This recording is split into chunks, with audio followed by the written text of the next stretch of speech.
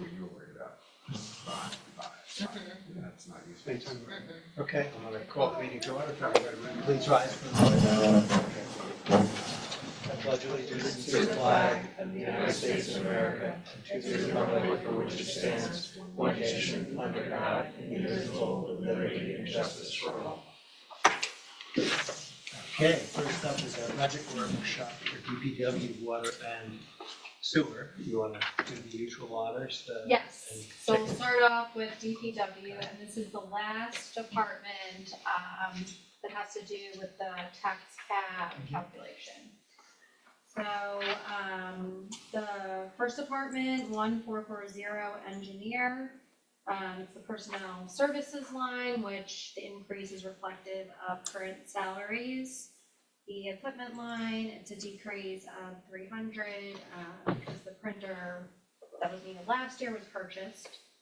And the office supplies line, there's a request for an increase of 1,300 for fuel tickets, yard waste leaflets, and the purchase of recycling leaflets. Next is the central garage department. The increase of 3,357, which is contractual. The overtime increase of 1,708, which is just a 3.5% increase, which is the same as the contract. The equipment repairs line in the current year budget, there was a lift maintenance upgrade that was included, so that was done. So that's getting taken out for next year's budget. And the uniform cleaning costs, which is contractual as part of the CSCA agreement, is an increase of $447. Then on street administration, the personnel services is an increase of $22,102, which is also contractual. Overtime is a 3.5% increase for the contract, and then there's the $2,750 in the library landscaping costs that were moved from the library into DPW.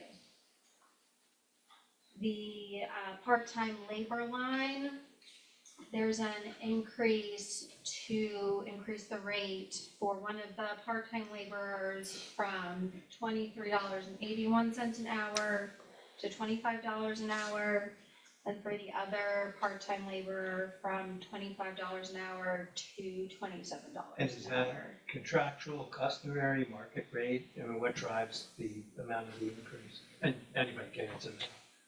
It's more in line to put them, they do the same job as our regular laborers do. So we're trying to get their salary up, they don't get benefits or anything. So Okay. trying to get that up on an even par or close to it anyway. And those two laborers are allocated between 3 different departments, so you'll see that multiple times, so it's just a percentage that's split between the different departments. Next on the equipment line is an increase of $6,500, and that's to purchase batteries for electric powered tools, and $5,000 to purchase 12 portable radios. I don't know if there's anything you want to add in about those. The radios are under Rockland County contract. It's good till December. Initially, there was a lot of talk of us using cell phones too many times. God forbid there's a situation where there is no cell phone service. All our trucks are not equipped with radios, and this would relieve the problem. And it's a one-time expense. Our other radios are over 20 years old right now. Okay. And it's part of our emergency response and vulnerability assessment plan to have second means of communication besides a cell phone. Next on the supplies line, it's a total increase of $10,000, and that's to replace cones and barricades and signage due to wear and tear, and the purchase of safety equipment and safety station supplies. Is Bill Carnation? Well, what we do, and we get reimbursed for our street opening permits, but it goes to the general fund. So basically, we're looking for a percentage of that to protect our police and our residents during this whole ordeal. Travel and education, $550, so they can attend some trainings. Professional fees, it's $5,000 for stormwater management. Professional fees that were taken out in a prior year budget, but needed after all. Yeah, that was taken out last year in anticipation of not having to file annual reports, and then the state released guidance that did say we have to file annual reports, so we need the assistance of a consultant. The utilities line is reflective of current usage and the 10% variable rate increase. Repairs and maintenance equipment, 2,800, and that's funds needed for the EV Connect charging station maintenance subscription we have and the DOT traffic signal maintenance. The maintenance of vehicles line, the 20,000 here, it's just moving from this department to the refuse and collection, because that's where we're finding that the repair and maintenance is needed on those vehicles. And those are older, and they just get more wear and tear? They're sanitation vehicles, they're not automatics, they're standard, they're tougher to work on, and when they break down, they're very expensive. Got it. And then on the uniform line, it's a decrease of $2,441, and that's reflective of the uniform costs in the CSCA agreement. The snow removal line, last year there was $10,000 in the budget for the purchase of a spreader, which was purchased this year, so it's not needed again next year. And the streetlight utilities line, an increase of $14,000, which reflects current usage and the 10% variable rate increase. In the refuse and collection department, the $15,246 is contractual for the CSCA agreement. Overtime increase of $133 is the 3.5% increase for the union contract. This part-time labor line is the just the same part-time labor as we discussed, just split between the different departments. Supplies, a $2,500 increase reflects the need to replace litter baskets and compost bags. That was the recommendation Well, of. That was, so the compost bags that's the food scrap bags that we provide for the, for farmers market, yes, correct. So we provide the bags for that. And the litter baskets, honestly, we're not in compliance with Westchester County. It's in certain locations. So over time, we're trying to get into compliance. There's supposed to be 2 litter baskets. There's supposed to be recycling and garbage at both locations, and we're close. So we're trying to get there. For the. Sorry, I interrupted. So for the garbage cans, that's a one-time expense, right? That's not an ongoing expense? It could be, of course, they don't last forever, but Right. right now, we're probably short 5, so we're not gonna get there right away. I don't think, we don't have to. It's not the end of the world where we're locating, but in time, we'll get there. And then over time, we'll have to replace them, every 5 years. I guess I'm just thinking in terms of for budgeting reasons, because if something is gonna be in the budget this year but not next year, we can use fund balance. But if it's gonna be an ongoing budget item, then it has to be accounted for from revenue. What I could do is I could tell you how much it would cost to get into compliance, and then we could just have, our supply line would take care of it through time, because then we'd only need 1 set a year, Right, there was right. something we could handle that. Yeah, so there would be some recurring costs, but not that much recurring costs. Correct, And if we knew the difference, then we could apply it for that. I'd be happy to do that. Okay. Appreciate it. Bless you. Thank you. The organic tipping fees, so per the Westchester County Refuse Disposal, they gave us, they updated their rates. So rates increased by 39% from $29 per ton, from $20.89 per ton to $29 per ton. So we did an analysis of the tonnage that we incurred, multiplied by the rate increase, which would lead to a $25,000 increase. So this is primarily, if not entirely, the rate increase as opposed to any volume increase. You just assume it's Correct. flat. Any reason? Oh, sorry. No. That's The a follow-on to big- that's a that big is you were rate. so successful before they got an award. Is there any chance you're gonna bring the volume down? I know that's a Well, community well, effort, this not is- that you this- are magically making This garbage. is roll. leaves. Oh, it's pure, This is pure yard waste, this is Okay. pure yard waste.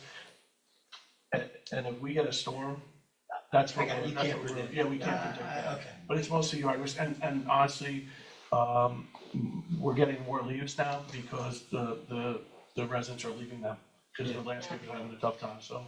I guess my question is If that, we get that's a a bad pretty storm, big, yeah, that's a big. a lot of trees come down because then the trunks are very heavy, so that makes a huge increase. Yes, my question is the 39%, is that why such a, and I know that's not you, but why, that's just what they It has to raised be it? dumping fee, yeah, this Westchester, you'll see the next one as well. Okay, that's a huge increase, yeah.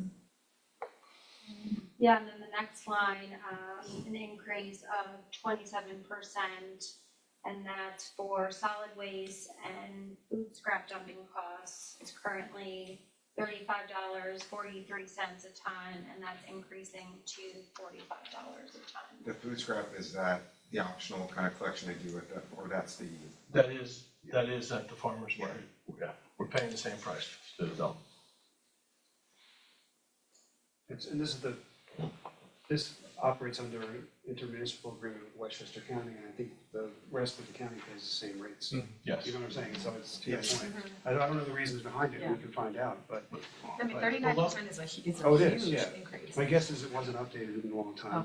but, Here's, from the training, what it seems to me is, it's their infrastructure there, they're separating better there, and it's paying for that, one. And two is, we still don't pay for recycling. When we dump recycling, it's free, that's coming shortly. We're gonna start paying for dumping recycling shortly, right now it's all free. That's why it's so important to recycle right now, for municipal purposes, you know. for financial purposes. On the fuels line, we had a savings of $6,000. The heating fuel costs are no longer incurred. Repairs of the buildings, $1,000 decrease because last year's electrical upgrade was completed. And the maintenance of vehicles line is the $20,000 that was moved from Department 5010. Next up is the recycling collection department, personnel services, is an increase of $6,652 from the CSEA agreement. Then there's the other $1,456 piece of the part-time labor increase. And lastly, in the shade trees department, it's an increase of $3,000 for the need to pay an arborist for tree inspections and tree report. And whose requirement, give me a circumstance where you need the report, and whose requirement is that? From the arborist, Yeah. so 90% of the time, a resident will call with a hazardous tree.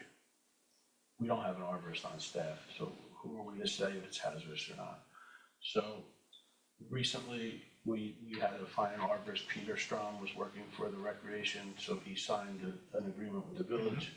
And we would call Peter would come do an inspection, and that way at least we'd feel safe, we're doing it correctly, and we can give the resident the report if asked. And then we go, how do we trim it? They tell us how to trim it. They tell us if it should come down, stuff of that Got nature. So Okay. it just, there's some liability. Yeah, I get it, you're being prudent about it. I it's understand. a relatively small amount of money. Yeah. We don't do that many inspections, most of it's common sense, but there comes a time when we need them, we'd like one. Expertise, we need expertise. How much is inspection? So So how many I believe, inspections? if I'm not, off the top of my head, I wanna say 150 a tree, which is normal, it's about average, good price.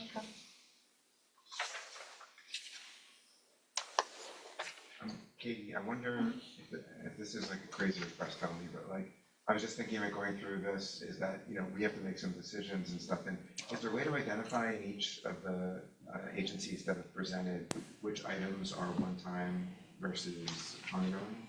Yeah, I can put together So just like that a would be really list. helpful. Sure, All right, thank you. I hate to do it, but. no, Well, no one thing I problem. might suggest, since I'm meeting with them tomorrow morning at like 10, to try to find those, give them until after that, so that, you know, there are some, like I've got on my list, some things that I think would be one time, and they'll tell me if I'm wrong or not. Right. And we'll see how close we can get to the number we need to get to. There's room microphones, so it wasn't totally dead. All right, Sorry. we missed all our pearls of wisdom, but that's okay. No, it's So That's my, fine. my incisive questioning. Okay. All right, go ahead. So the true increase to the tax levy with all those changes is 146,237, and the 82,681 below that is just accounts for increases that weren't previously accounted for as part of the contractual salary increase discussions. There's a question on, I guess it's page 11 of 15. Streetlights and EV charging station is, you know, 80, I guess it's 85,000. What's driving that increase? If I'm reading this correctly. What's the account number? Sorry, it is 1-51282-.0455. 0455. What page is that on? 12 of 37. Oh, sorry, 12 of 37. well, on Not my, on this? yeah, Oh, no. I'm in the, maybe you're in the. Yeah, you're right, I'm in the you're- one Karen's, that Karen sent us, the one. you're doing the right thing. Yeah. I found it, thank you. Yeah, it's like I have page 8 of 12. so- Yeah. So the increase there is because of the 10% variable rate increase and then the EV charging stations that weren't previously there for a full. So it's literally electricity, 10% variable rate increase? Yes, Oh. Okay, didn't see that coming. Wait. So throughout the departmental budgets, we've reflected a NIPA increase of 10%. Yeah, no, I get it.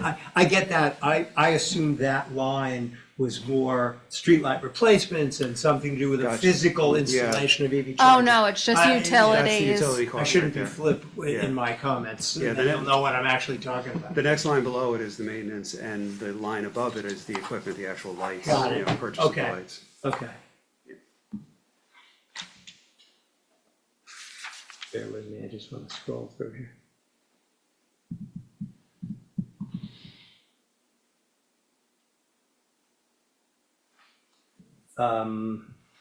It's gonna drive everybody crazy. It's page 12 of 12, so it's the last DPW page. Tree wells. How do you approach those? It looks like it's a phased process. You do a couple of years. If I'm not mistaken, there's 62 wells on Main Street, 27 are complete. Okay. In working with the tree commission, we are trying now to save some of the larger trees with, I'll call it pits, which you'll see out in front of Village Hall. And we'll purchase pits, that way we don't need them shipped. Shipping is the largest cost. And then it's random. We try to do certain areas. You'll see in front of the coffee shop's bed, that's gonna be a pit, because there's nothing wrong with that tree. Mhm. So we'll save some money there, but there's a pit needed, at the bottom of South Buckout, you'll see it's an empty hole. It's cheap for us because we just cut the concrete a little bit wider, raised the curb. You know, so it's some common sense stuff Got it, and also try to finish streets. got it. Or So that's- street to street from like, The pit is as opposed to sort of the iron, the grading that you. I'll went call the through, right? pit, that's the pit, the grate would be flat. Yeah, The pit is raised. got it. And the Okay. pit is more for protecting trees that the arborist and the tree commission believe are safe and we want to keep for canopy purposes.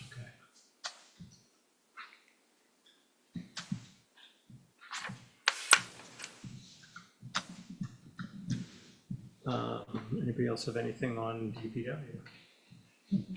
No, okay. What do you want to switch to? Let's start with sewer, because we'll save water for last. Todd, you're not happy to get back. I got a co-op board meeting. Oh, go. Well, you might be unhappy then after This is that. right, this might be. That had its own, Personally, I can say I never that had liked its when own document, right? Yeah. So I didn't grab it. It's in the, it's in your department. Yeah, department. Good evening. You can start on this, no big deal, I'll get it. Okay. Yeah, I know where water, right? Before. Before? Yeah. Oh, I'm sorry. No. I'm using totally different presentation, so forget it. I took the first ones that got sent around and marked them up, so. Oh, okay.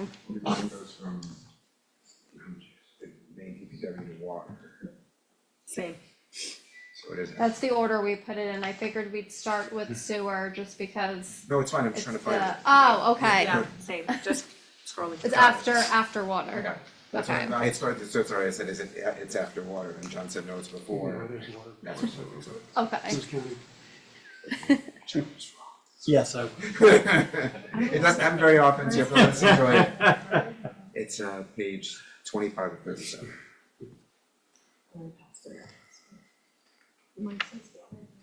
I'm sure you'll answer this in your very first comment, but why are rents, I guess I'll call them sewer rents going up if there's no rate change? And what am I missing? There is no increase in sewer rates this time Oh, around. change from prior year budget is, I don't know, it's $9,000, let's say. So the rents are based, so the way that I did the projection and the budget, it's based on usage. So this Which year's side of water? usage Water was, usage, which is right. also tied to the water. So Okay. this year was high usage. So it actually is coming in higher Got than it. we had originally budgeted. So this fund, it's mainly fixed costs, it's not, you'll see in the water fund, we have lots of variable costs. So if there's a high usage year, the fund will do better than when there's a low usage year. Got it. So there's not, and then this, this fund also has, like health insurance and retirement tied to it, which goes into the rates. One of the other revenue items is the sewer service charges, and that's, part of the East Irvington Sewer District agreement that was recently approved, and we're waiting on Greenberg's piece. Don't hold your breath. You're just gonna tell me when I have to call Paul, Yeah, I right? know. Okay. It's like having a dog ready to pounce. Okay. So then the other lines with changes are the general liability insurance, which in this particular fund, it's actually going down. And that's just based on the allocation between the other funds. And then other areas of increase are the personnel services, based on the CSEA contract, utilities expenses, retirement, social security, workers' compensation, is actually decreasing because last year it was budgeted high and the bill came in lower, and we locked that in for a 2-year period. So in total, this fund is actually performing very well this year due to the high usage. So we should actually have an increase in the fund of about 30,000 this year, so we don't need a change to the rates. So, didn't have sewer questions, which is good for you, but I just want to ask the overall NIPA, the 10% estimate. Yes, How did you sort of come about that? Is that, so those numbers were actually provided to us from NIPA. They do quarterly energy updates, so they said that's what we should be Expect. expecting. Okay. it's about as good a source as you're gonna get? Yeah. And one of our sewer stations feeds the EV chargers and the highway garage, the mechanic shop. I so- did take that out and put that in DPW, so it's not in here. Got it. Okay. Anybody, sorry, I didn't wanna, okay, all right. Now for the fun one. Yeah. I'm sure you're dying to explain the 12% increase, Okay. which I'm sure is also not within our control. No, but we do, we're gonna start it off that we want to do more analysis on this before we finalize the rates. We didn't, so Greenberg sends us a annual true-up bill for the Runbrook Pump Station, which is the highest expense here. They sent it on Monday, and that covers the entire 2024 calendar year. So these numbers reflect that, but we do want to dive in a little bit deeper, look at the consumption that they're billing us for, what we're billing out, and kind of look at it a little We need some bit more time more. with it. Yeah, For real, Okay, yeah. I got you. And I was trying to sort of reconcile, I guess it's the line that New York NYC excess charges, line 476. So on average is a 43% decrease in consumption because leaks from prior years were repaired. I'm assuming that's oh, that's village the leaks. purchase of Greenberg water line. Oh, you're right, forgive me, it's Greenberg. Can I make a Okay. suggestion? Can we step through this I'm a sorry, little bit yeah. more methodically, only because Yes, you can. I know you have two members here who've never dealt with a water fund before, and there's a lot You don't have to to persuade me. It's There's a good- lot to it, Good so- suggestion. So anyway, Go for it. do you want to get Jimmy's stuff? Sorry about that. Sure, yeah. Oh, it's up to you. I mean, Yeah, I'll go through it. So so we'll save the New York City excess charges and purchase of water from Greenberg till the end, because that's It's fine. the big Don't piece worry and about that me. that drives most of it. The general liability insurance, the 3,200 reflects the a 10% projected insurance increase. Then there's the MTA payroll tax that's going up by 100, and that just lines up with salary increases. Contingency, we increased by 15,000, and that's to give us more room in case of water main breaks or unexpected additional water rate increases. The personnel services line, the 5,322 is reflective of current salaries. Professional fees, the 600 increase is the annual increase for the water billing software system that we use. Utilities, the 10%, the $10,000 increase is reflective of current usage with the 10% variable rate increase applied. I'm gonna skip over the next two for the moment. Well, the purchase of water Greenberg line, that's actually a decrease of 40,000 because on average, there's been a decrease in consumption because leaks that were there in prior years were repaired. and this is water, you could explain it better than I can. This is water that we purchased from Greenberg and then So you have Mountain Road, and resell. so just before the nature center, there's a pit. Greenberg feeds Mountain Road. Then we sell water back to Blueberry Hill. So, we were trying to do a capital project to replace a lot of main through there because of excess leaks and they're hard to find. So I found, 4 leaks last year? So, it brought it down to that.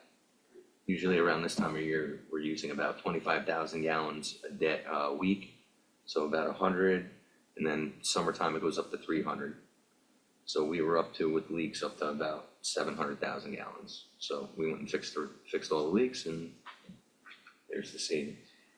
But that's one small piece of the water department operation, just, I don't wanna Right. dwell on it, but that's all that is. Next in the personnel services line is the increase of 12,548, which is contractual.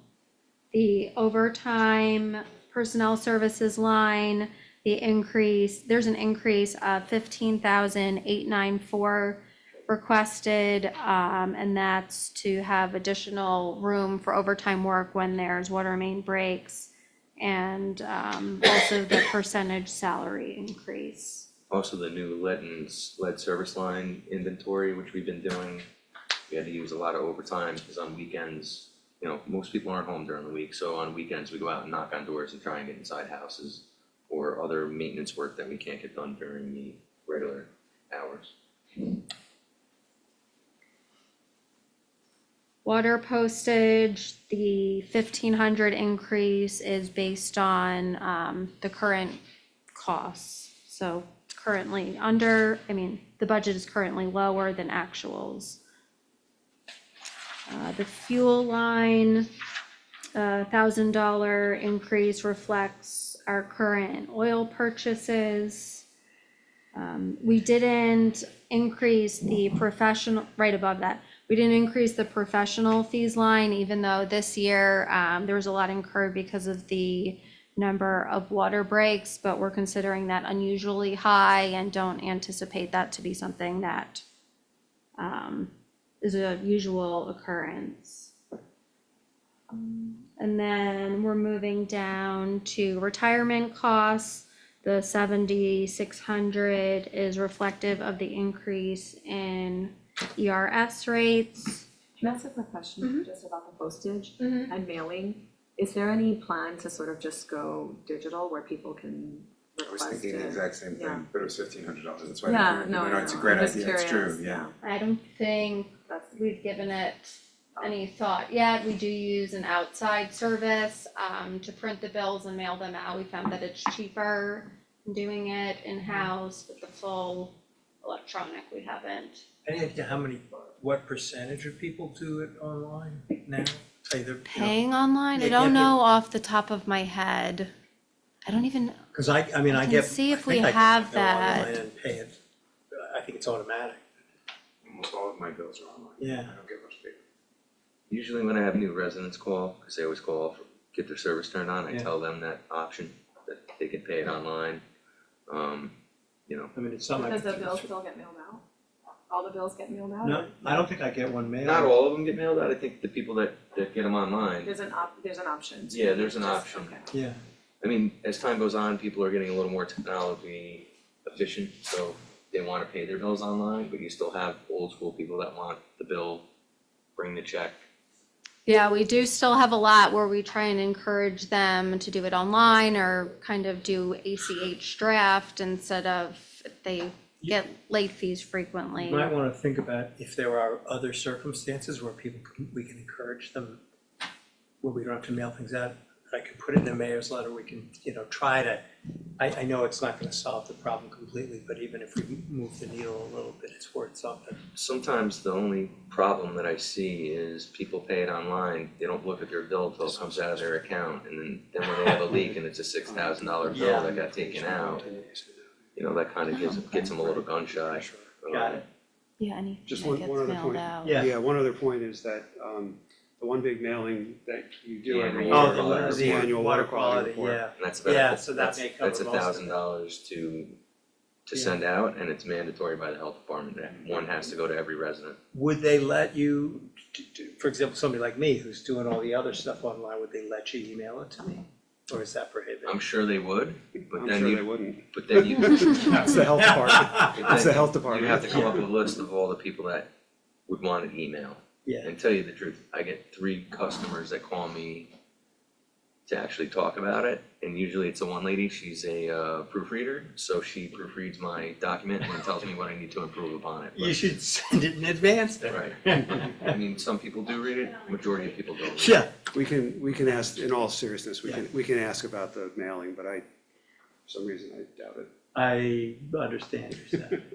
I got it, okay. It's such a small amount of money, but it's like No, I know. the way things are going now. you know? I just wanted to point out it wasn't just bills that Yeah, covered. no, I appreciate that, thank you. Social Security, there's an increase of 1,000, workers' comp, a decrease of 2,000 because of the 2-year policy that we have. The hospital and medical insurance is a decrease of 15,150 because of when retirees change categories, then When they the become Medicare premium eligible. goes down. Dental We're insurance. secondary at that point? Yes. Thank you. Part B. The dental insurance is an increase of 1,200 because there was an additional policy. Rates are staying the same. Same for vision insurance, rates stayed the same, but it's an increase of $220 for an additional policy that got added. And then, yeah, Across the board, I guess, dental and vision, and then medical didn't go up by a lot, right? Like 1.9%? so medical for calendar year 2025 didn't go, family rate didn't increase, individual rate only increased about 2%. So that leaves the unknown from January through the end of May 2026. So that assumes a 15% increase, which is I say it's on the conservative.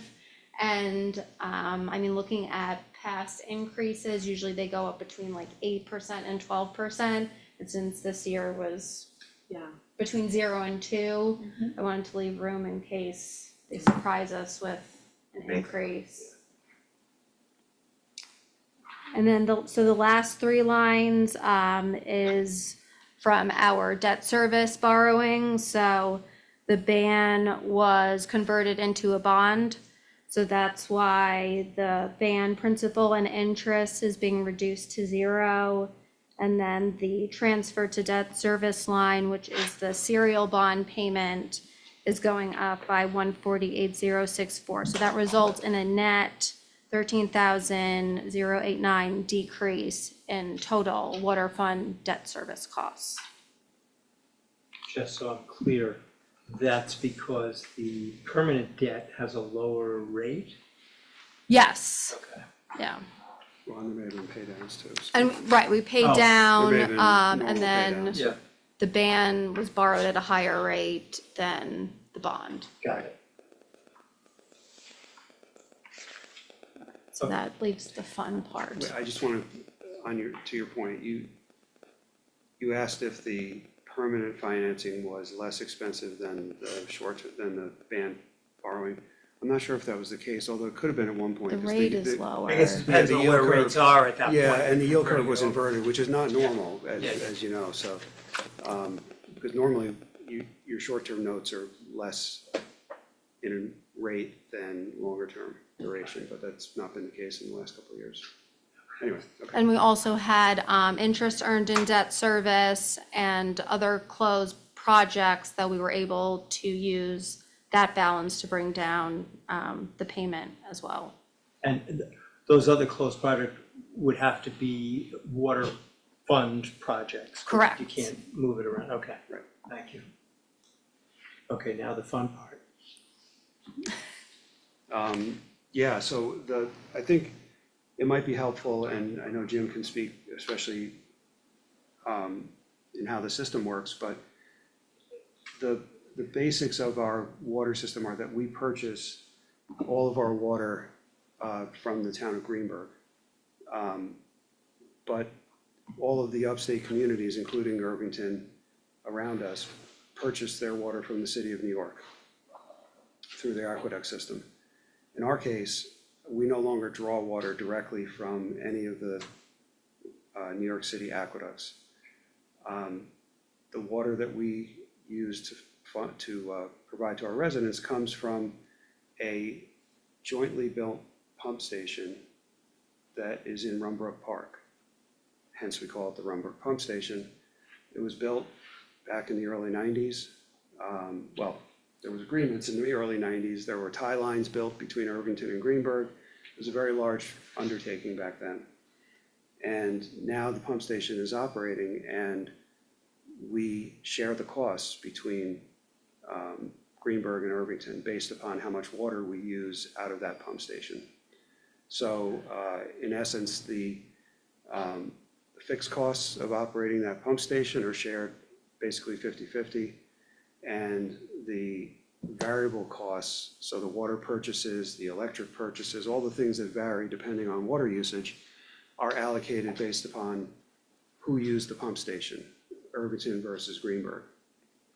So that's our arrangement right now. It leads to a bit of uncertainty in exactly what our final costs are going to be, because we are not given what our final costs are until after the year is over. Like in this case, as you heard Katie say, we get billed on a monthly basis by Greenburgh, but sometimes they don't bill us enough during the course of a year. And then they send us a true-up bill at the end of the year to show us where we actually ended up. So it's a difficult system. It's probably one that needs to be really looked at more closely on how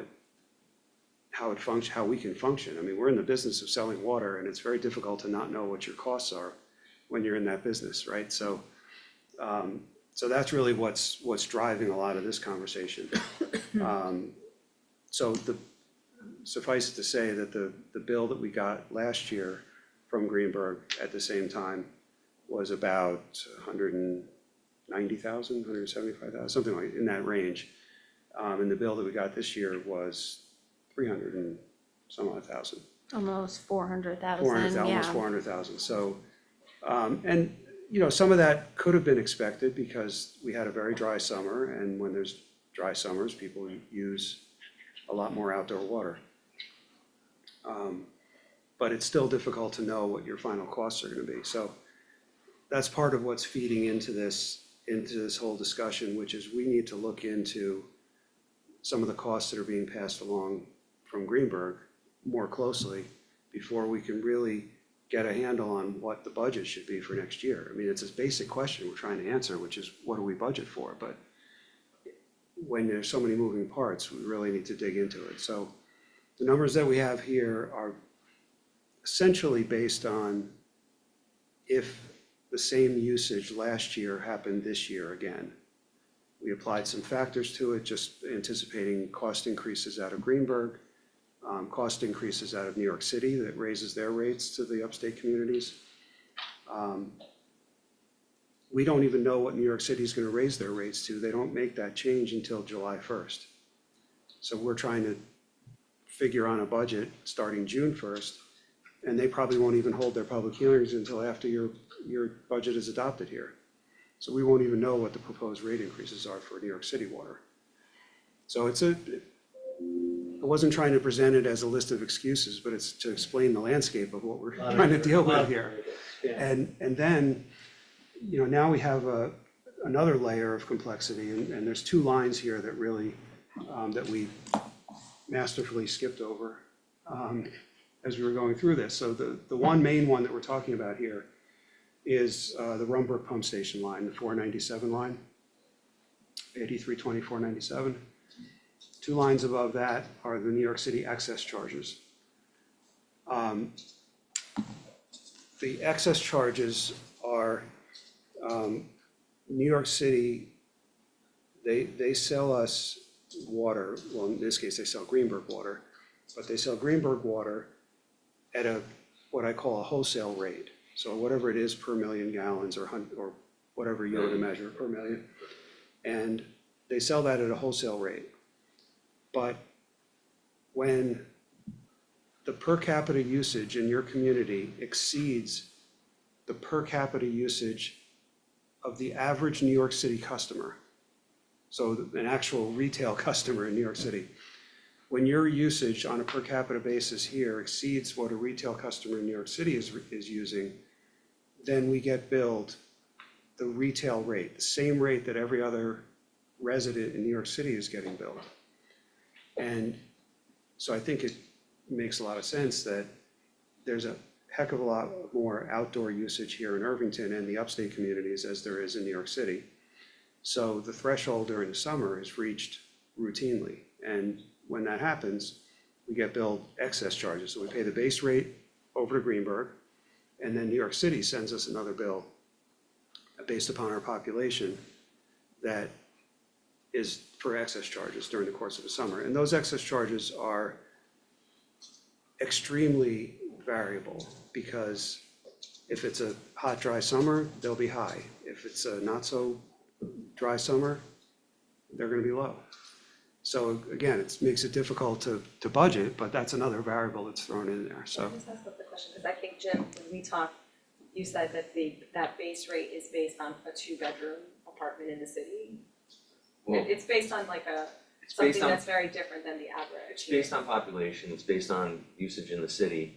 So based upon our population, we're allowed up to 24 million gallons at the base rate. And then once we go above 24, then it goes to 2.5 times the rate, which is like close to 5,000 per million. And just for an example, in August, we used 42 million gallons of water, which is the largest amount we've ever used since I've been here. Usually average was around 1 million during the summertime a day, wintertime, 500. Now we're up into like the 7s and like 1.4 in the summer. I did a leak detection survey of the whole system. We found 3 leaks, 2 service lines, and a small water main. Oh, yeah. Because I'm trying to figure out where's this water going, why are we using so much water? So the first thing you do is a leak detection survey. So that was completed, didn't find any major leaks. And that was completed just prior to wintertime when we had all the breaks. So up until that point we were fine. And then we had 14 breaks this year. So last year I think we had 4 or 5. One year we had 27. So it depends on the weather. This year was really cold. So when you get those, 3, 4, 5 day cold snaps, stuff breaks. My recollection is that we try to approximate when we would be hit with New York City's excess rate on a per capita basis. We decide, if you're using over so much, and it's not tied to average usage of an individual, it's tied to a certain number of gallons over which you're gonna pay an excess. So it's 100 units. And then once you go over 100 units, then it goes to Per month, per quarter. per quarter. So then once it goes over that, then you're trying to charge it 2.5 times the rate Okay, for so what, anything over. So we have excess charges built into our water rates. but there may or may not. They're not gonna track Match. exactly. Yeah, so when there's a suggestion of a 12% rate increase, and for those who are new to the process, correct me if I'm wrong, that ends up being a decision we make in connection with this budget, the overall Yeah. budget. So that, because if we don't do it, it's coming out of the general fund anyway, the fund balance, to transfer it to the water fund. And If you wanna keep the fund solvent, yeah. correct. Right. And this is a personal preference, and I suppose somebody could disagree, but I'd rather not have taxpayers reimbursing people who use sort of more than their share of water. I'd rather have the incentives of somebody who's using the water approximate the actual cost of the water. But my question, you say a 12% rate increase, so that would be both base and excess? Yes. Okay. But Yeah, it might not, tell me if I'm mistaken, but in past years, I don't know if it's been every year, we have allocated some fund balance in the past to lower the amount that we were gonna raise the We water. did that rates. last year. There you go. Right. So that is an option on the table. It is. I mean, think going forward, there was a couple of years where we did 0 rate increases. I don't think that's a good policy. I think it should be increased upon inflation, even if we think we can give them a 0, because now, going forward, now it's an 8%, a 12%, and I think a 2% is a lot more stomachable I will- for people compared to a 12% rate increase. When I first became mayor, there was there was a default of, yeah, about $2 million. We do not want to even start down that path. I understand people will not be happy with a rate increase on their water, but if they're actually using the water, that is, and that's what it costs us, that is what they should pay. Yeah. You shouldn't pay for somebody who has a pool and decides to fill it, unless you have a pool, but, yeah, so it is, yeah, I mean, that's what you're trying to do, is just create the right incentives for everybody who's, I mean, I don't need to explain this to everybody. They No, understand. I know, I just, Yeah. because I just, It's painful, I get I it. don't disagree with you at all. Yeah. I'm just saying that I know in the past we have done that. And Jim said we did it last year, and I think we've done it other years too, I could be wrong. I'm not positive, I know definitely last year we did it, for sure, because the increase was gonna be high again. Yeah. I feel like we did it one of the Brian years, that's why I'm thinking about it. Yeah, there might have been one year where you guys were looking at like 25% or something really big. And that would have been, would have shocked the conscience, I guess, of people. Well, a bunch of years ago, they did a 500% rate increase before we did the Yeah, I excess do rate. have that. This was like the Yeah, nineties, so, glad I wasn't here for yeah, that. I'm glad I wasn't here for that either. So we I- were in I debt, wish I wasn't here for that. we were in debt, you know, a lot of money, 2 million, and then we became solvent again. And this is like these last 2 years are the first 2 years that we've actually, you know, are in bad shape. So, we're not in the best of shape. Got it. So I did pull the history of the fund balance, in the water department, going back to 2013-14. So at that point, it was about a deficit of $1 million. And then, in 2018-19, there was a 4.75% increase, and 412,000 was transferred in from the general fund. In 21-22, that's probably the year where there was no water increase in rate, but another 217,250 was transferred in from general fund. And last year there was a 5% rate increase, and we transferred 400,000 into the water fund from general fund. So it's been twice in the previous 3 years. Yeah. But John, I was making that point so we knew our options, Yeah, but your argument's okay. very persuasive, and I think there's a difference between the rate increase on water and what we do as far as the village, because the village, as we know from these presentations, there are things that we make decisions as a values, that we wanted this, spend our money on this, we don't want to spend our money on that. But when it comes to the water, people need water, we don't make the water, we buy the water. Yeah. And then when we resell the water based on the rates of what we're charged.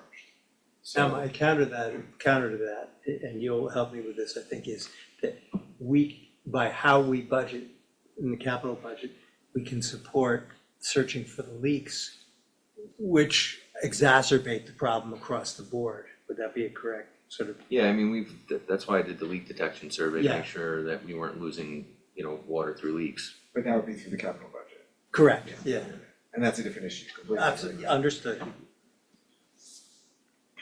So I mean, that's where we're at, and I'll say that's where we're at currently, because, you know, we do know, that we need to dig into this a little bit deeper. We're not just gonna throw a number out there and say, this is what you get. We need to do more work than that. And so, I mean, you can expect to hear back something, you know, at the public hearing. That's our next opportunity to go over this. Just to reiterate, what Larry was saying earlier, you know, our budgets are done in June, right? And then New York City increased the rate 13% of our excess in July, that's not accounted for. So. Understood. and I then mean, the ba- and I'm we're sure always the playing base rate- catch up. The base rate went up, I'm not exactly sure what that was, but that's not accounted for either. And we used a tremendous amount of water this year because of the drought, so. Well, we should budget for obviously the worst case scenario for July 1st, right? These numbers include a 5% rate increase for July 1st, which, Well, that's 5% This point. overall from the operations of the Rumburg pump station. So it could be, there could be a 7% increase in the water, but then there's other components there, so. Am I correct? Like- 5% is- If usage goes down and then you sort of, that evens it out. Yeah, so well, we base it on a certain usage level, which right now is on a very high level. That's part of what we're gonna look at in the next couple of weeks. is to see exactly what level we're gonna be budgeting at in terms of usage. So it may be that this past year was really an outlier, and, you know, we shouldn't necessarily be budgeting for that every year. We may need to be budgeting for just an average level of usage. So we'll present all that. Am I remembering correctly that we can change the rate during the course of the year? It doesn't have to be done, okay, so, I mean, if you had a real disaster come July or a benefit, you could adjust the rate accordingly. Yeah. You don't wanna do it too often, because people will wonder what you're doing wrong. Right. Arbitrageurs with monthly changes. Yeah, I'm not gonna do that. Yeah, but it doesn't have the same statutory requirements like a budget, Yeah, you know. And water main breaks are getting more expensive, so, like the one up on Main Street was about Well, a yeah. $40,000 break. that's pipe, labor, excavation, what's Material, material? labor. Yeah, this one More was expensive. very labor intensive. but- Yeah, well, you did warn me, Well, we were there for 38 hours straight, so. yeah. So you're paying overtime, and it happened at Sunday morning at 4 AM, so you're paying double time all the way till we get till Monday. We'll try to schedule future work. Oh, rates please for do the- that. During business Daytime hours. during the week. I can sleep in a little bit, down. Can I ask, are the ways? Thank you, by the way. Are there ways to get ahead of like the water main breaks at all, like predicting No. based on the age of the piping or anything? It all depends on the season. I mean, what I'm trying to do now is go through maps and figure out what the oldest mains are and Right. attack them that way, so. Yeah. We looked at Mountain Road, cause that's where we lose the most money if we have breaks, and they're hard to find. Bridge Street, because you have a lot of business there, and the one Thanksgiving, they couldn't serve meals, cause we fixed one break, turned it back on, it broke again. So, you know, that'd be a good one to replace, cause you have business and, you know, they lose a lot of money there. Then Erie and Langdon have had a lot of breaks on there, so we're trying to do that, but that came in like $750,000 just to do that. Mountain Road was like 1.9 million, and then across the River Road was like 1.1. So that's over 3 million. So we're gonna have to kinda, during our capital, pick and choose. You know, we can't do all three, we'll have to pick one and do one, but prices are, labor prices, material prices, everything is sky high. But, I mean, to your point, though, we are trying to address the most problematic areas, but that's not gonna stop your water main breaks, obviously. But at least if you can target the areas that are your worst or most problematic, that's, I mean, we kinda keep track of where we have the most breaks, and that's where I'm trying to go. Like Erie and Langdon have had quite a few, Mountain Road, a bunch, they're really hard to find because they're under a concrete road next to a parkway, and you're trying to use a microphone to listen for a leak, and I'm hearing planes at Westchester County Airport going over, and then I'm hearing the throughway. So a lot of times we go up there at night, we hire another type of company where they put correlators on, and they're able to shoot a signal, and it kinda gives us a rough area, and then we can dig there, but that doesn't always work. So, it'd be nice to have new main up there, not worrying about a break, it's all on rock, it's Mountain Road. So the leaks indicate that there might be a break coming, like, it's like Well, a They precaution. repaved the road a couple years back, so traditionally there were seams and we'd see breaks. Breaks aren't coming up as much, so what we've been doing every year is go up there with our microphone and listen on all the hydrants. Mhm. And that's the best way, and then, you know, you hear a noise on a hydrant, a pipe with no leak makes zero noise.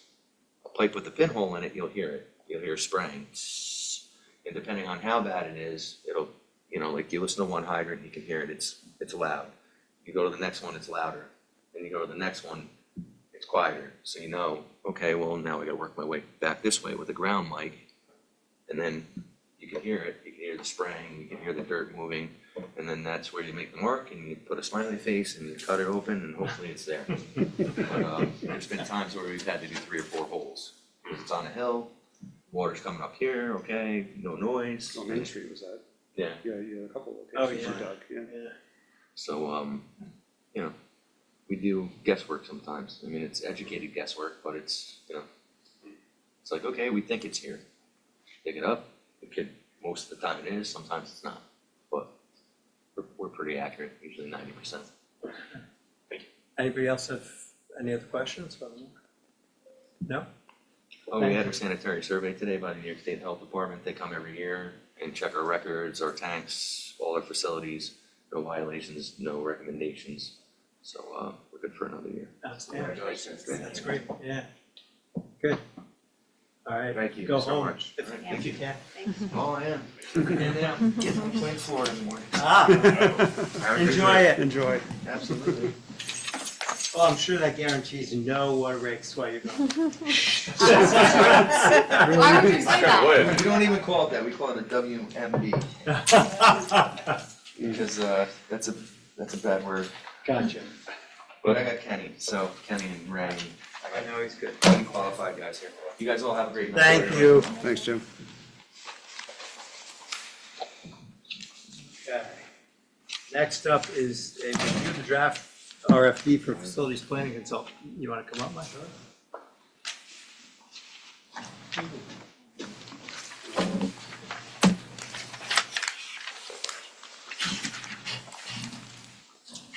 So, first I want to see what was attached, because I know what I'm looking at. Apparently I keep looking at things that are not attached to. This is attached, it's on page 29 and 37. Comments in my version, so I'm gonna go with that, but I'll make sure it's identical to what. Got it, okay, so, first I'll defer to you if you had something you wanted to say. No. Okay, so, I think in general, basic RFP that you guys put together was good. Yeah. Obviously, we have to go through dates and figure out what works. I had a couple of questions. Can I ask a question, actually, Sure. before you do that? Yeah, It might be good for just like the public, for you to just kind of, because we know what this It's is, fine, but I yeah. think people don't. So this Yeah. is on. Yeah, So coming out of our last meeting, the direction that the Facilities Planning Committee received was to assist the village in drafting an RFP, a request for proposals for a planning consultant.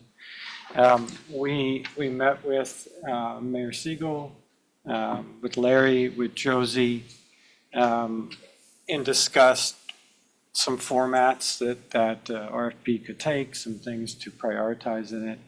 And our committee then went back and collaboratively drafted this RFP based on the discussions we've had previously with the board, the documents that we prepared before, the idea of paring down the study to three primary elements: the needs assessment, the site plan testing, and the community engagement.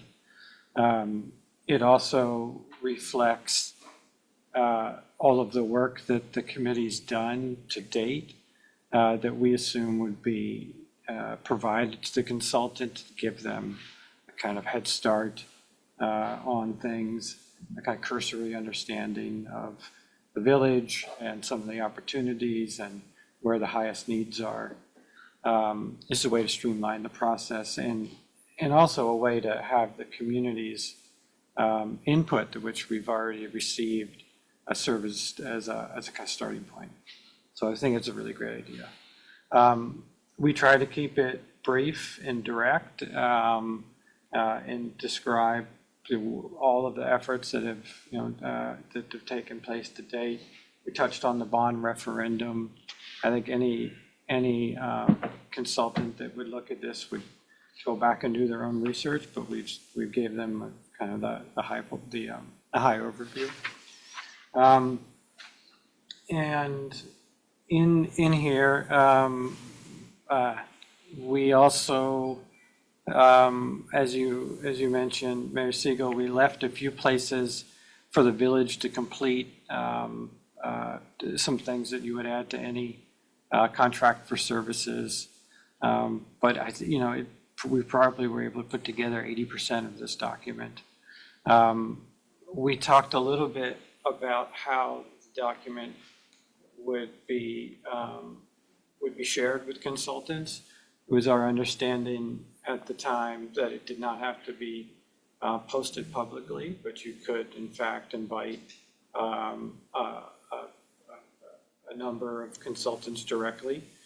I'm not sure if that's still the case, but that was our understanding. I guess another thing that we'll touch on tonight was the budget and how fees would be solicited.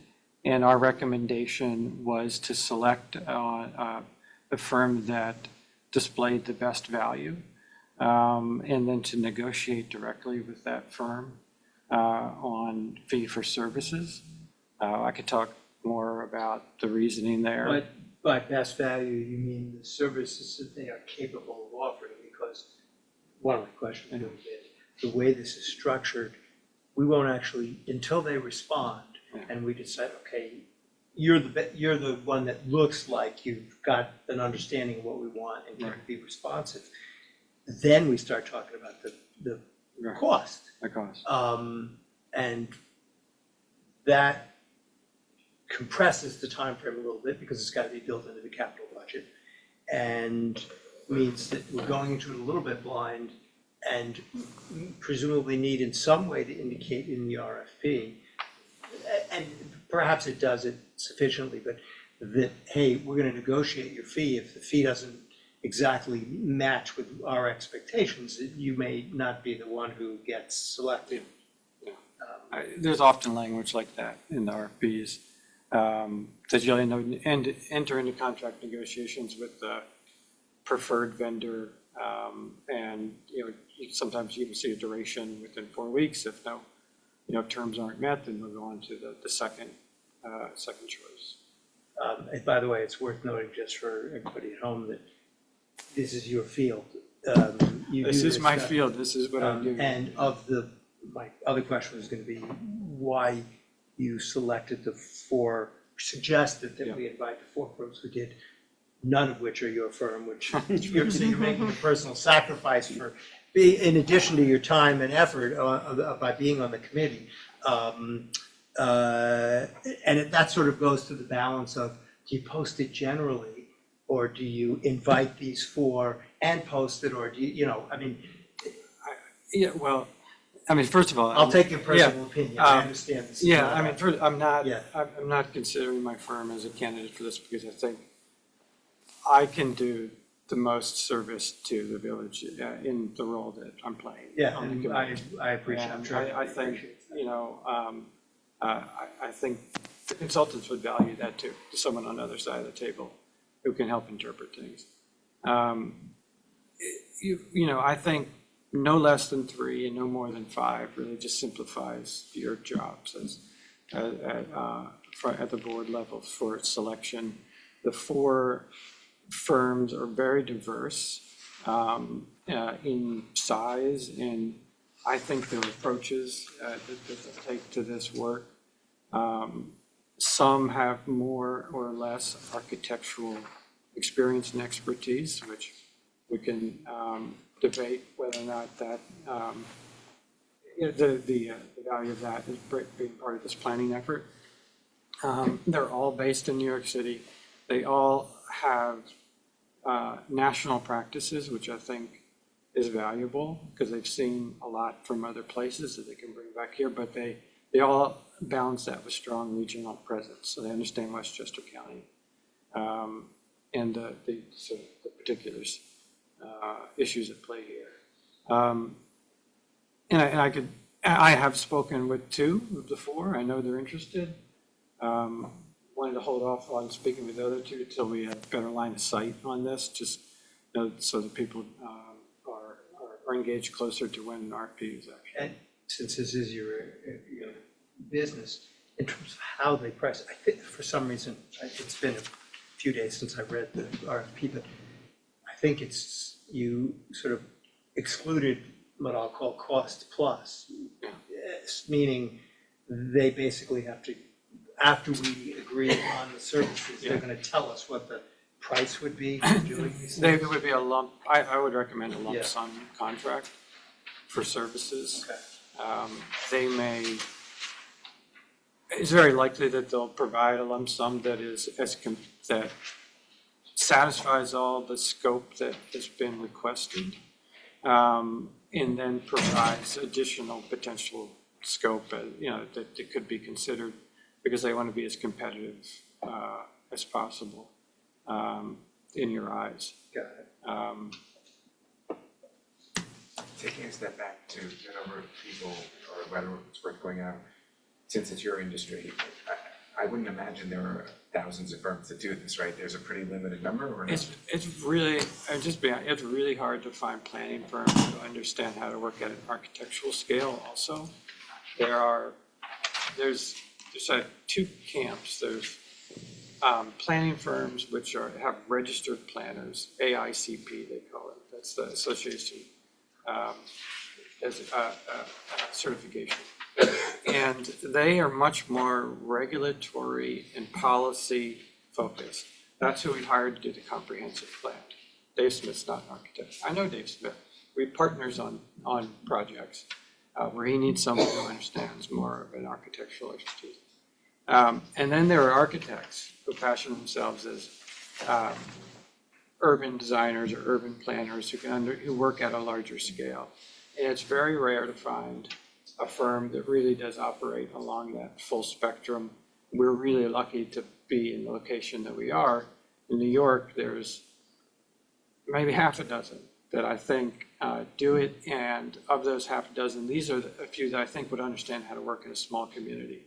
Because there are really big firms that I think would just haven't done things with a community of 7,000 or so residents, and they wouldn't understand how to work at a small community. Right, the reason I'm asking is, so it doesn't sound like there's a lot of value in going out larger, because you're just gonna be weeding it down to the same 600. I think you'll find a lot of architects who are trying to position themselves for the next firehouse or emergency services building, and they'll pull out some things that kind of look like feasibility and test fit studies, but they wouldn't have the experience with the community engagement and understanding how to handle really divisive issues in a way that brings people together and builds consensus.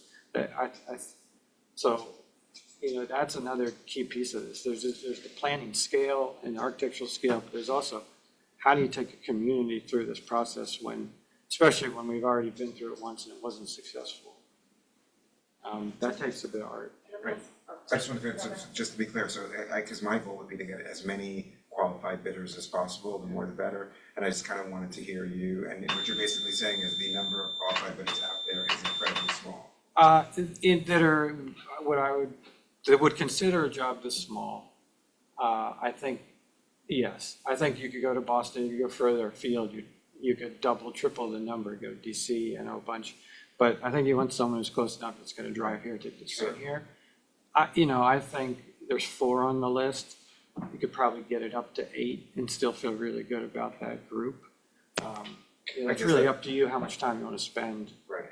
Yeah. And I was saying we want to use your expertise, and in that regard, if you could help identify all the possible people who could do the job, then we don't have to do a wide post and wade through the people who are posers trying to pretend that they are when they're not. Yeah, and there's also no guarantee that all 4 of those would still want to do this. Of course, right? that's why I was saying, that's why the more we can hear from that your committee, you and your committee believe would be qualified. Yeah. In other words, if you think there's 8 qualified firms, I would love to see bids from 8 qualified firms. I know we're not gonna get that. Yeah. But we should at least know who it is we're reaching out to and try and get as many of those as we can. Yeah, I mean, I think honestly, we have to sell the project still. I think that's one of the steps in here is to have a informational session where you invite the firms and they'll come up and just see, just sort of take the temperature of the town. Is this something I want to get involved in? Am I going to lose my shirt on it because I'm never going to make a decision? Or whatever happens here is just going to end up causing more problems than it's worth. So, I think you have to go out and you have to make the case that this is, that the leadership of this village is all committed to it, that you work well together. This is the right time for the community to address this. I have a question for them. So from a bidding perspective, I guess what are our limitations, if any, with respect to limiting the process to a specific group? Is this I know we don't know what the pricing is, so that's what I couldn't wrap my head around in our, sort of in the emails and when I was reading it. So what if any, limits do we have? It's a professional service, so we're not subject to the To bid. typical bidding procedure. So there's really nothing to stop us from kind of going down this route of saying like, okay, let's have a conversation with these four. Because I do think that from a time perspective, right, when you do sort of a project that's not typical, again, I could talk about my own project, right? Like an indoor pool, it wasn't like very typical. So like when the bidding process, it actually was a failure initially because, people can't, like very few people know how to do that. So I think maybe extrapolating out from that, this kind of project, I think it would make sense to go sort of have these conversations, especially because we don't have the limitations of having, I think that makes sense to me. My concern was that we would have to bid it, but it doesn't seem like we have that. I assume also, perhaps this is an obvious statement, we have the option, if we went with four Yeah. and invited them, of deciding, you know what, we don't like the price of the arrangement of anybody here, and then you just open it up to a Or they don't larger- like us. Yeah, what, yeah, or they don't like us, but yeah, they turn us down. But then we open it up to a wider, you make it a real bidding process where it's a public announcement. That clearly involves some delay of a couple of months, but Yeah, and then you've got, you just have to be, I'm not looking to do that, I'm just No, no, saying that if all four of them Yeah. don't work, then you have that option. yeah, I would, you really would want to avoid that if at all possible, because it just raises a red flag for anyone who's just I coming understand, around I got a it. second time. Nobody goes into something trying to fail, so that's not my goal, but yeah. If you like to make the bidding more competitive than just with negotiating with with the preferred vendor, we're going through a project now, it's Penn State, it's public, I can talk about it, where they went from 15 firms to 6, and then we submitted qualifications and then a proposal. And we're gonna interview, and then from the proposals, they will select 3 to interview, and you deliver your fee the day before the interview. So you're not asking all these firms to do everything, but on the day before, you get the fee, they keep it sealed. Yep. And it's there as part of the decision-making. And, from the consultant point of view, that's also, it's generous, because you're not having to do all the work if you're not gonna get to the final 3 anyway. That's certainly worth considering. Look, the fact that you and Arthur have expertise in the area and some familiarity with these firms is helpful, because you sort of pre-vetting. And I'm not discounting the rest of the committee, I just, I've been talking to you guys. And David knows Yeah. some of them too. Yeah. Do you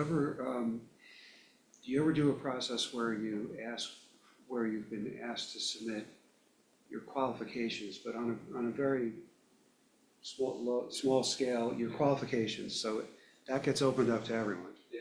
You get a 1 or 2 pager, you know what I mean? Maybe I'm thinking too ideal, but from 15 different firms, and then from those, Yes. you invite Yes. And your 4. Middletown, Connecticut did that with us a few years ago. Only qualifications, open bid, so you got a lot of responses. They got 22 responses or something. And then they interviewed 12. They decided that's where they wanted to spend their time, not reviewing all these lengthy proposals. They wanted to spend the time getting to know the respondents. And then they went from that 12 to a smaller group. And then they selected my firm. And then we went into contract negotiations, which took a couple of months, actually, because it was an 18-month long process, a big project. And we did a limited notice to proceed. They had a pocket of money that was already authorized. They ended up being a third of the project cost.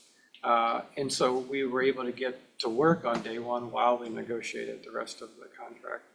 I don't think this contract's gonna be that big or that long, but the point is that you can start with just a simple qualifications request, if you have a larger field to choose from, I think that makes sense, right? But, you know, if we go with a smaller field based on our recommendations, we're kind of pre-vetted anyway.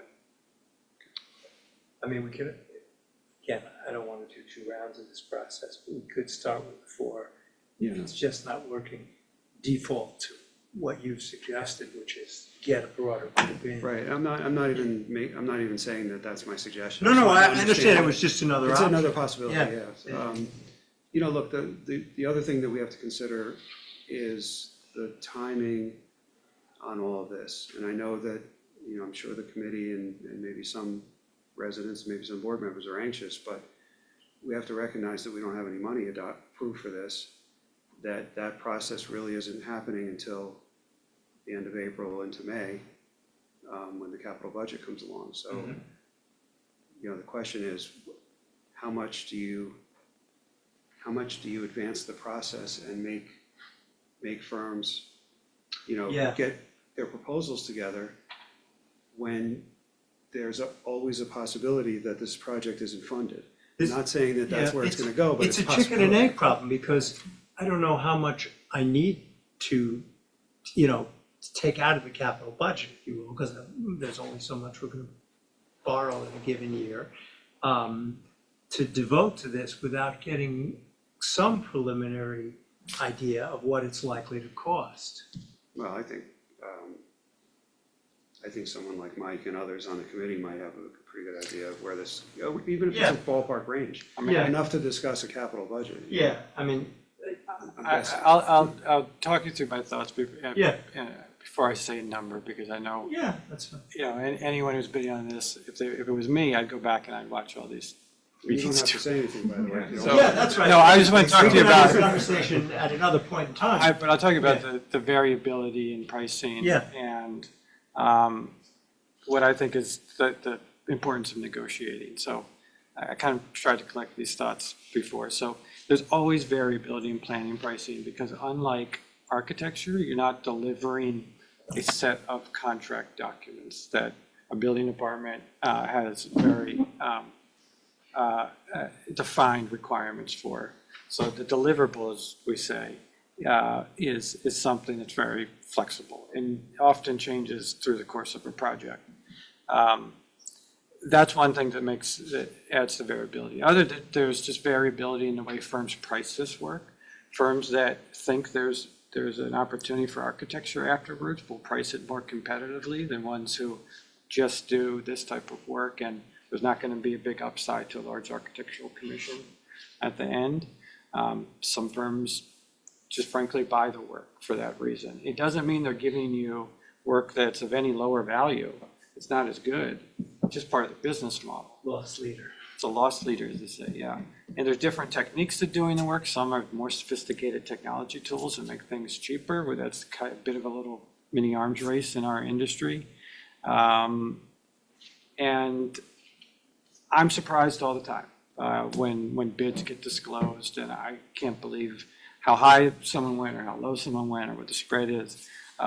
It just happens. So I think it's always good when there's an opportunity to negotiate at the end for the interest of both parties, because a lot of the language that will end up in a proposal and the responses that you get during the interview aren't as specific as you will want them to be when you actually get into a project.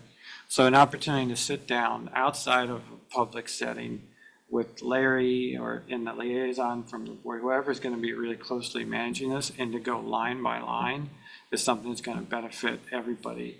And so I think reserving some space in the process for that to happen, some reconciliation of scope.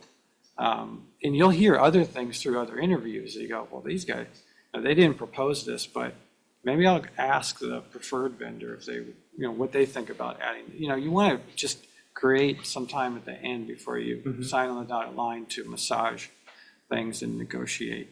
The risk of, I understand identifying a budget or a range, the need for doing it, but I'll just talk about the risk, and is maybe obvious to folks here, but if you disclose a budget that's too low, sometimes folks will,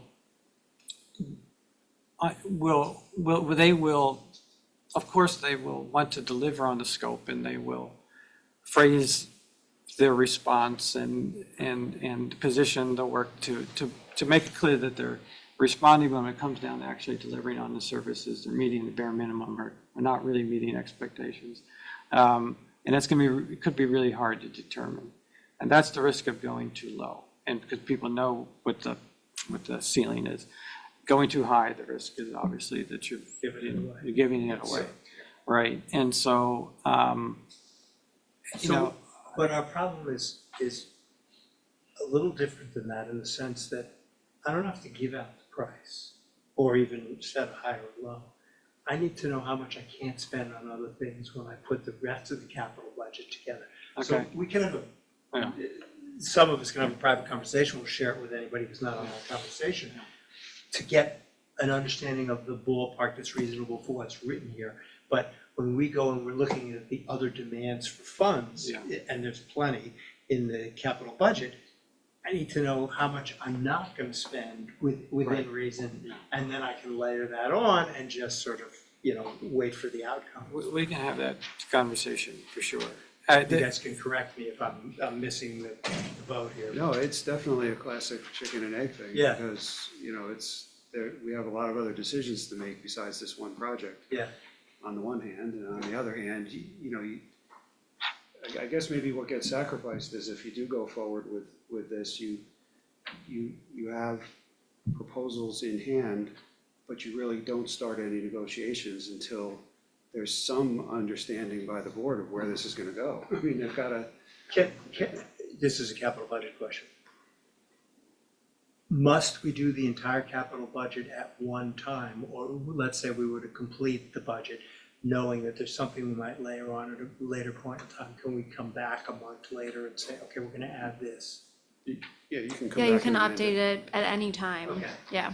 So, It just has impacts on next year's budget because of the projected debt service. yes, So, yes, understood, we're gonna Yeah, lay it be on. prepared for that. Yeah, that's which all. is why I would wanna do it within a very close timeframe. Right, right. So perhaps what I might suggest is that at a minimum, the three of us Mhm. can have a conversation and we'll share, since there's only so many people I can add to that call without creating another Yeah, board meeting. yeah. I'll share it with everyone else so that we have a feel for what it is, and that way we're not negotiating against whoever's Yeah. going to be listening to this meeting in That's the right. future.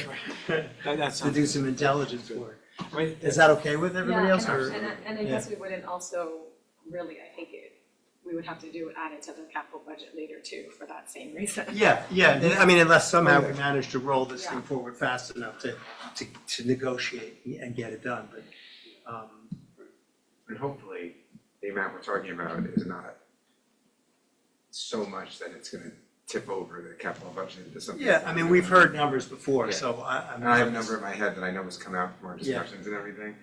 And it's a lot of money, but it's not it's not culvert money. Right. It's true, but it's also, it's professional service money, and that's a 5-year payback, so the Oh, right. payback's quick on it. Yeah, that's true. Generally speaking, I mean, I guess they're. I just think that's a good. So it's, anyway, we don't need to talk numbers, like we said, but, anyway, I just wanted to get the timing out there as an issue, because I know it's been raised, and I know that it's on people's minds about what we do with this RFP, and whether there's an appetite to even issuing it at this point, or whether we hold off until budgets are put in place. But it sounds to me like there's. Budget, meaning operating budget. No, capital budgets. Capital budget. Yeah. I'm comfortable with the plan that John discussed, and I think that that's a prudent way to go about it, because again, it's, it's a lot of money, but it's not, major project digging under Broadway kind of money, so. And I would consider it, it's pre-designed services in a way for the facilities that we know we need. And that work will reduce the cost of the future architectural work, because there'll be site feasibility, engineering, preliminary cost estimating. They're not starting from scratch with that, so it's kind of an investment in the next step. Another way to think about it. At what point do we have a really rough cut of the things that are coming up for this year's capital budget? It's probably later in April.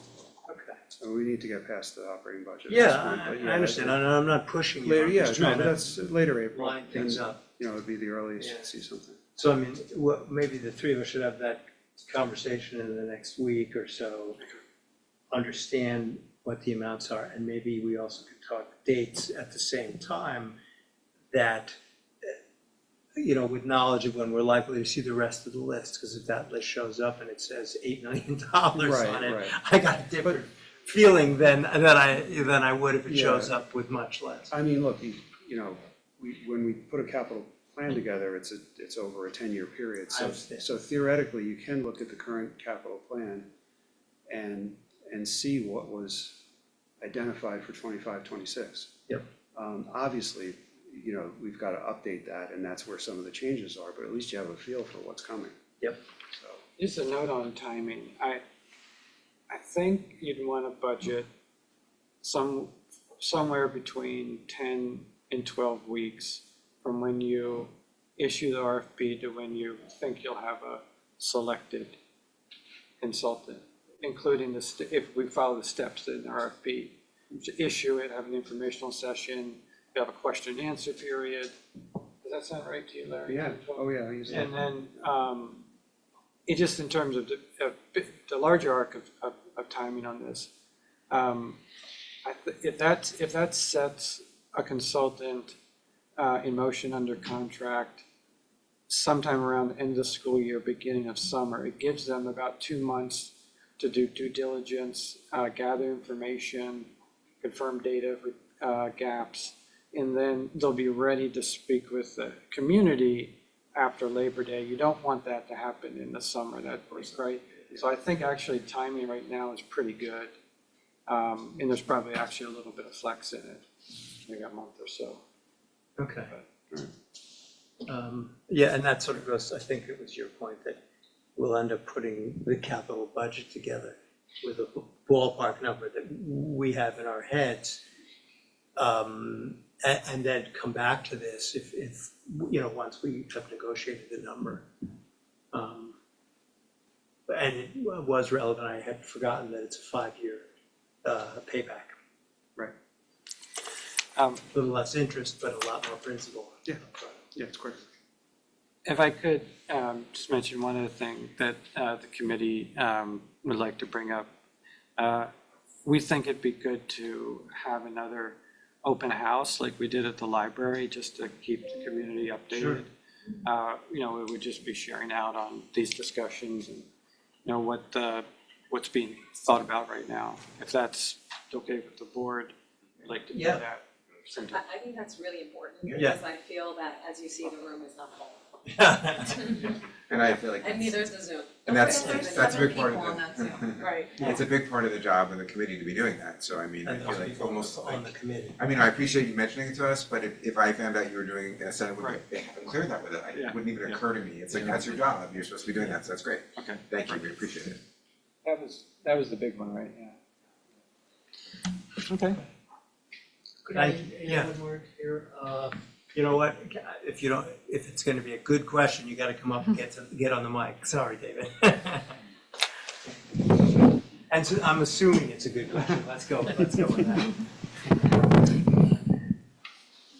I just wanted to mention that I think moving this forward efficiently, time-wise, is hugely important for the community.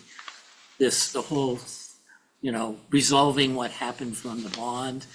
If, you know, this gets slow walked, if we take another 2 years before we get another bond out to do whatever we want to do, people are looking for action. And that was my response from when I'm on the street there at the farmer's market and people are talking to me. They want to say, what's happening? What's happening? I'm like, well, yeah, we're thinking about maybe sending out an RFP sometime in the future. They don't like to hear the conversation like that. That's a different crowd than the ones that cry about no lack of transparency. So I could find you an equal number on the opposite side, but I appreciate the sentiment. Exactly. So, and the sooner we get this RFP out, the sooner you will have a number that you know is going to be what you're going to be requiring for the capital budget. And better to do that closer to when you're doing the budget rather than further off. So moving it forward, I think, is important. And that's also for our informational meeting. When we go out there, they're going to be, that's the question that's going to be asked. Sure. These people that show up, when's this going to happen, et cetera. So that's my only comment. Okay. Understood. Thank you both. Thank you. And maybe, Mike, if you want to send an email to us, giving us a time when you think you might be available, or if there's somebody else you want on, you'll let us know. Thank you. Thanks, Mike.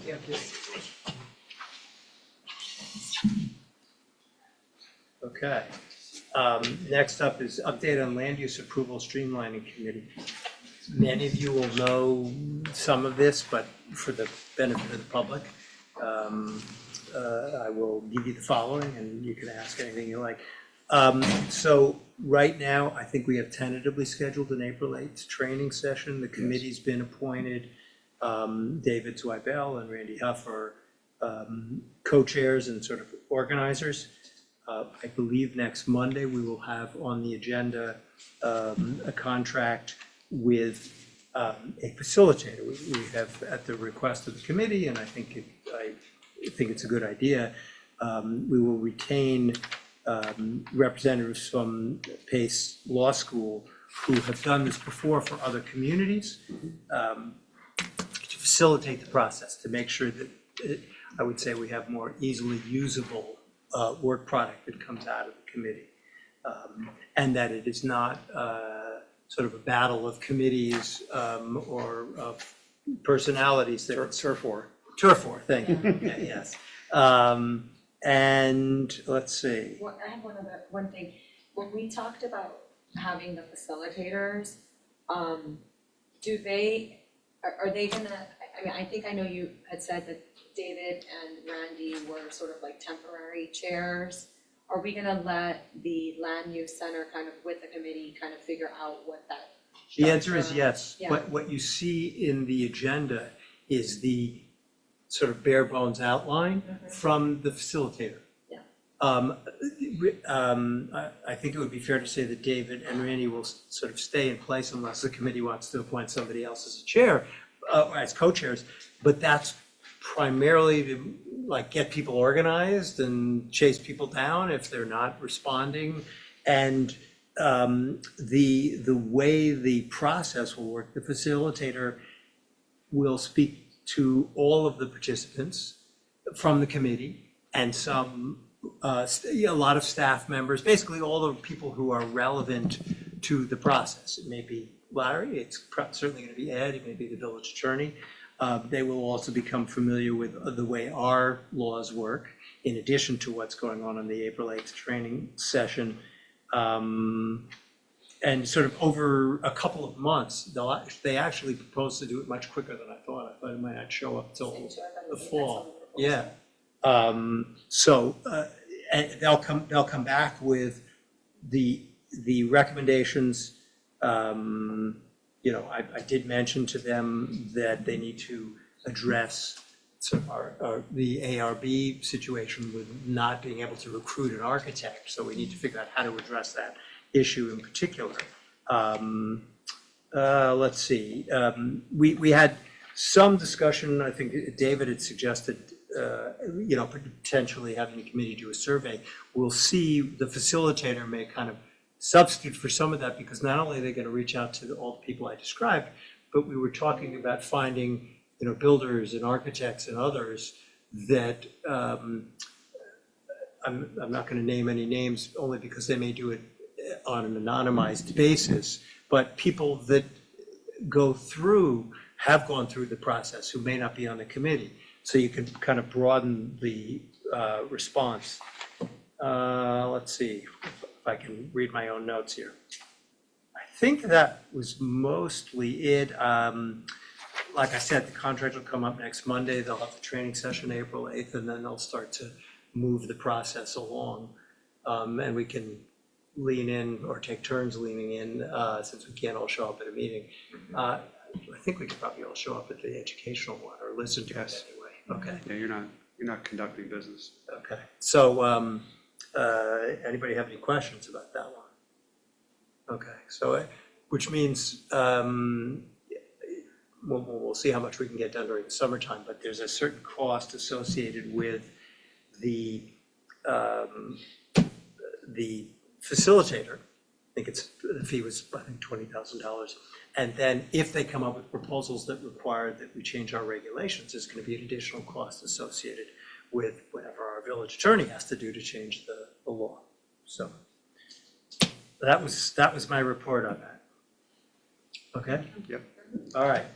Next up is the native plants policy. You will have seen, I think probably you got an email, maybe after the agenda went out, but a version of that, right? It's not attached. It's not attached, no. Yeah, what you have I is the circulated it and original. I have copies if anyone Yeah, needs Right, it. so but what I'm looking at in the packet that Karen sent out is the old version? That's Correct. That's the original version. Okay. We followed that up with a marked up version. Yeah, no, I have that in my email. Okay, Let me just and grab look, even if you didn't have immediate comments on it, I'll look at them.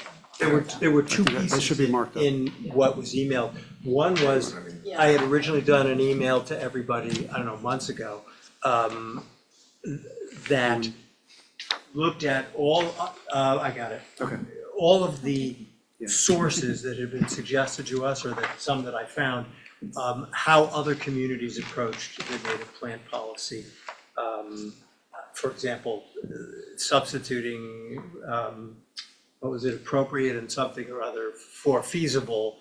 The point being that anything's feasible if you spend enough money.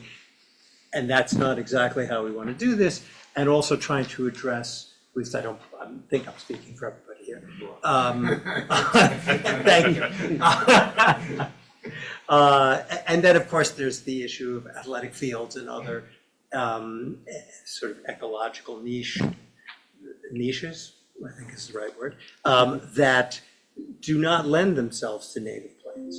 However, we do not want invasive plants, and we want plants that are favorable to the natural environment, to the native creatures. And that is the way that we tweaked the policy that you will see redlined there. And the thought is, and you don't have to do it tonight, but you're welcome to if you have comments, to sort of make sure we're all happy with this and then share it with Chet and any of the other folks, and I guess you too. I'm just listening. Yeah, that, no problem. But you get credit for having submitted it originally. Then share it with them so that they can, respond accordingly. We try to be true to what was requested, but perhaps simplify the policy and make it a little easier, because it won't be us that has to interpret it. It's going to be the staff and the either you or your successor, Larry, that has to figure this out. And if we make it either too complicated or too draconian, they're gonna fail at the outset. Right. I mean, your example, and we did have this discussion when it was presented, is, so what do you do with a planting box that you could just have, something that's just, I don't know, green ivy. Well, yeah, ivy's probably not native, but a native plant that is not particularly attractive, or you may want flowers that are not native. The limitation then would be it can't be invasive, it can't, and there's a few other limitations to keep it from being a long-term problem. It is a temporary display, if you will. So there, and again, athletic turf is a similar issue. Can I just Yes. bring up one point Sure. about that? I also feel that we have to be, and I don't know if that changes the policy necessarily, but a point to think about, which is the look that people are used to, like a manicured look of a certain plant, is something that could potentially be changing, right, over time. Whereas people may sort of think like it can only be this flower, it's always been this flower. That as people get used to kind of a different look, that it's possible that you can plant native plants that are not that flower people were used to looking to, that could actually be very beautiful as well, right? Yeah. So that should be encouraged. Absolutely. I would agree with that. And I think what we did is consistent with that. We didn't dictate what appearance has to be. I just wanted to make sure that they weren't compelled to do something in a circumstance where they just couldn't do it, or could do it, but it would be extraordinarily expensive. And this also reflects, I think, correct me if I'm wrong, the distinction between the rules aren't the same for planting in the ground as they are for the pots that aren't in the ground, right? So it's not really spelled out that way, and that's maybe a little bit about what we need to be happy with or talk about. Yeah. Part of the policy that caused us the biggest trouble was the phrase that applied this policy to all trees, shrubs, subshrubs, and then it went on to be perennials and ornamental grasses. So the last two particularly were difficult because then they in turn then generated exceptions that were very specific, a little bit arbitrary, and probably weren't, there were exceptions that probably didn't think of every scenario that'll be coming up in the future. So that portion was problematic.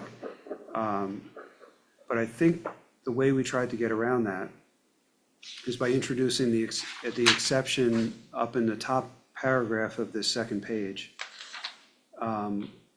which ends the very long paragraph, unless no native plant fits the ecological niche, in which case plants which are non-invasive and beneficial to wildlife shall be used in place of native plants.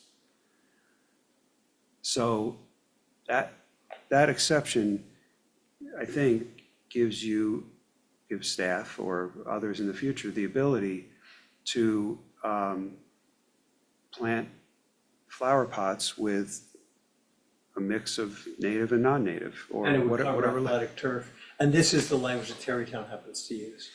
It also gives you the ability to identify areas where native trees should remain on Main Street, for example, and areas where they really shouldn't, whatever the reasons are, the constraints that there may be in any particular areas. They're gonna grow into the wires. Yeah, so you may be using a non-native in some of those places. So we thought that was broad enough that it would allow for those scenarios without having conflict with what village staff is deciding or choosing in those situations, or not even just staff, but volunteers. Your beautification committee, for example. Could I ask one question about that? Yeah. Is there, what part of this is like, or what part of education is also available, right? There's like, let's say if the beautification committee, if their goal is beautification, that might, you know what I mean? It might be like a certain look versus, and, I guess what opportunity is there for talking, for, I don't know, do you do that, Alan? Like, like, you know what I mean? Like, is there a part of this that's educational as well with people who are choosing, plantings? I'll give you an answer if you want. I think it's a little on us or me if as it plays out, because when we get to adopting this, I think we have to get it out into the community and say, here's what's, this is a policy that we're adopting, this is the thought behind it. We encourage everyone to try to use native plants. I mean, we My can, question is slightly different. okay, sorry. So for example. Then I'm gonna make you answer it, by the No. way. It's harder, I can't. No, I mean, and maybe for Larry too, but like, when, when they're picking, right, like when whoever's picking plantings, et cetera, not everybody knows about native plants, what's available, how to get them, et cetera. So that piece of it, right, with, for example, the beautification committee, if you're using certain flowers and like, that's a look, that's a question about look and what you're trying to create. Is there some way that we can provide a little bit of education? And as we know more, right, like if things are more available versus not, like, you know, where they might be available, where people might be able to sort of like look at what these things look like, and how do we do that over time is really, I think. So is the question, how do we educate people what's native and what's available? Yeah, and like what's available, because I feel like I have seen some native plantings in certain places that are really beautiful, but I would never know that was available, Yeah. what it looked, you know what I mean? Yeah. So I'm certainly not the plant expert, right? So I don't know, I don't know if the people on the beautification committee already know that or not, I'm or not sure, they're just yeah. picking. Yeah, I mean, we've never had that type of dialogue with the Right. beautification committee that I know of Is anyway. that something you would be? Can I answer? Yeah, please, I'm sorry, I wasn't trying to cut you No, off I before. don't want to Yeah. intrude, but we did have a conversation with the beautification committee, and I agree with you completely that there is an education component that has to go with it. It depends on whether you think flower boxes should even be included in this. That's the whole See, that's the point I was making, I don't Yeah. know that they should be. Because I came away from the, when we had the meeting where you and Chet were talking, I came away from that meeting thinking that, obviously I support this policy, I hope that's clear, you know what I mean? But I want it to be implemented in a way that is the simplest and easiest, and there didn't seem to be really any risk from flower boxes, because they're not interacting with the environment, they're completely sealed off, And, right? but as long as they're not invasive Agreed. where you got seeds that are, Agreed, you know, no, of going course, elsewhere. but Yeah, I wasn't concerned, of course, invasives Yeah. are never okay. But I'm saying, but regarding things that are not invasive but not native, if they're in a flower box, like, I'm just speaking for myself, like, I don't care, like, that's not what really this policy is about. This policy is about what goes into the ground, and see, I have a supporter who knows a lot more than I do, so why am I talking? Do you wanna pick it up from here and say what I was saying? I think you said it well. I think you said it extremely well. Okay, And the committee that presented this was divided. understood. Yeah. It was not a unanimous decision, not everybody on the committee felt like annuals, perennials, sub-perennials should even be included in this. So, I mean, that's really your decision. and I'm just asking But that I maybe will we can say- simplify this further to, Well, you I know, think this does it though, if you look. but it includes, it physically says in here, sorry, and this is Yeah. like going back to our Go ahead. lawyer thing again, and I'm sorry, but, I've lost it now, one second, I gotta go back, just give me 1 second, oh, here it is. Cause it says, the language says, Parks, public areas, plazas, and No, other here, facilities. that's not Unless- the language oh. is the different types of things that applies. It's annuals and planting beds, raised beds, or planters. Yes, thank you, where is that? About halfway down the page, On the first page? on the marked page, no, the On the second marked page, second page. yeah. Yeah, here we go, we're about all new plantings including trees, shrubs, subshrubs, perennials, and ornamental grasses, right? Like, in that section, I think we should just clarify. It was even a little further, actually. Go 2 more paragraphs down.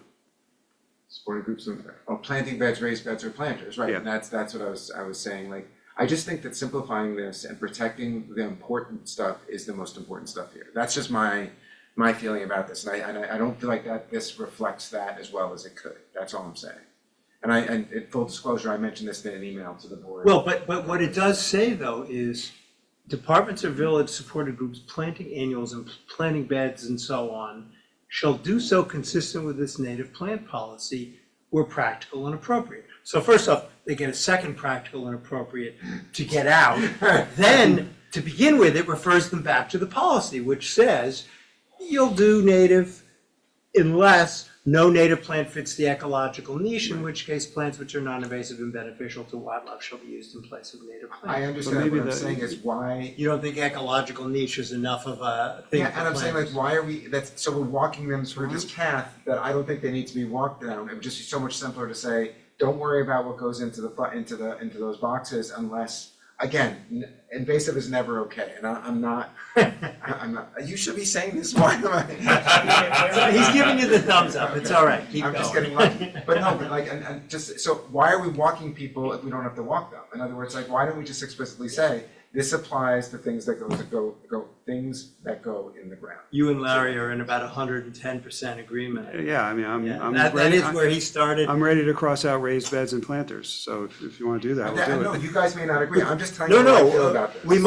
might very well, we were trying to find something that was a middle ground that somehow made everybody on the committee happy, even though they didn't agree to begin with. So, I mean, I guess my question is, what came to us came with that. So, Correct. okay. But I would add, Arlene is absolutely right, the Yeah. biggest component here is education. And it's I not- agree. It's not just about the beautification committee, it's about the departments. Yeah. Because That's there's a what it lot of is, information of in there saying the departments will use this, that, and other. Who in Could- the departments are trained to know about that? Right. Could we change this, Larry, Well, rather than? once you pass the policy, we'll figure it out. I mean, Should we, it's- but rather than Xing those out, could we rather change this resolution to resolve that the board recommends that all village departments and village supported groups shall do so consistent with this policy where practical and appropriate. In other words, it's not an absolute requirement, but simply that it's an encouragement. That goes a little to your Regarding the education. flower boxes? Yeah, I mean, I would say that I would, I can go either way, Yeah. I'm just, you I know. think we should encourage it, like across the board, especially for already, you have the out, which is, was it appropriate and what, practical? Practical. Practical and appropriate. Yes, practical I and mean, appropriate.